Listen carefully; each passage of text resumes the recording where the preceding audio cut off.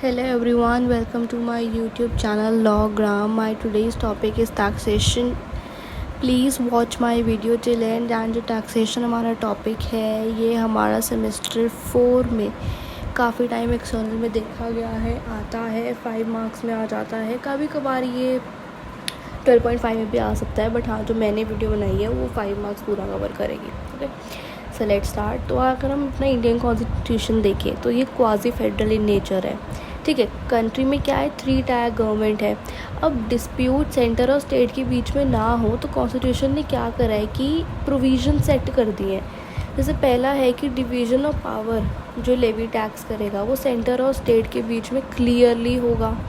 Second, उन्होंने ये बोला है कि कुछ टैक्सेस जो हैं लेविड बाय सेंटर होते हैं but are distributed between both centre and state, जो कि हमारी यूनियन एक्साइज ड्यूटी होता है।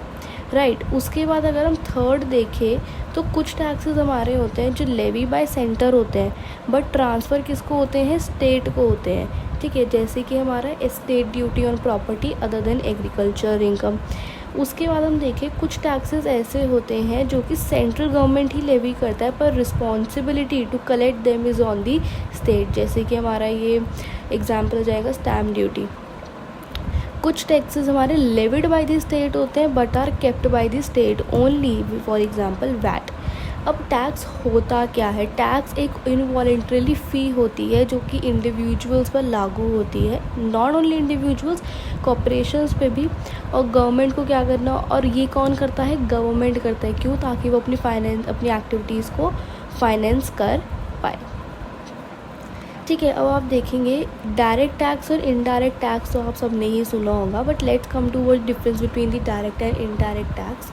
तो डायरेक्ट टैक्स हमारा एक वो टैक्स होता है which is levied by the government on the individual directly and corporations. Right, अगर उसके ही साथ हम इनडायरेक्ट टैक्स जो है हमारा मैन्युफैक्चर ऑफ द गुड्स पे लगता है और फिर वो इंडिविजुअल्स पे जाता है।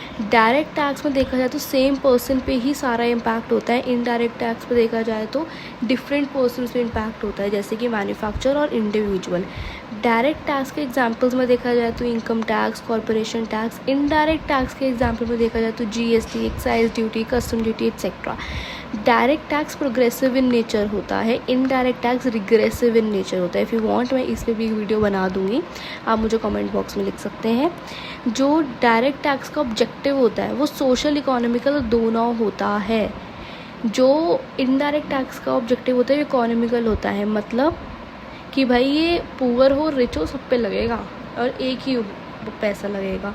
डायरेक्ट टैक्स सोशल इकोनॉमिकल दोनों की होता है, क्योंकि भाई देख, अगर रिच है तो रिच के हिसाब से जाएगा, पुअर है तो पुअर के हिसाब से जाएगा। डायरेक्ट टैक्स का जो इम्पैक्ट है वो इन्फ्लेमेटरी होता है, नहीं होता, नहीं होता, वेयर एज इनडायरेक्ट टैक्स का इन्फ्लेमेटरी होता है। दूसरा हमारा डिफरेंस आता है एड वॉल्यूम टैक्स और स्पेसिफिक टैक्स। तो ad valorem tax basically based होता है हमारा according to the value, whereas specific tax का मतलब होता है क्वांटिटी ऑफ यूनिट सोल्ड।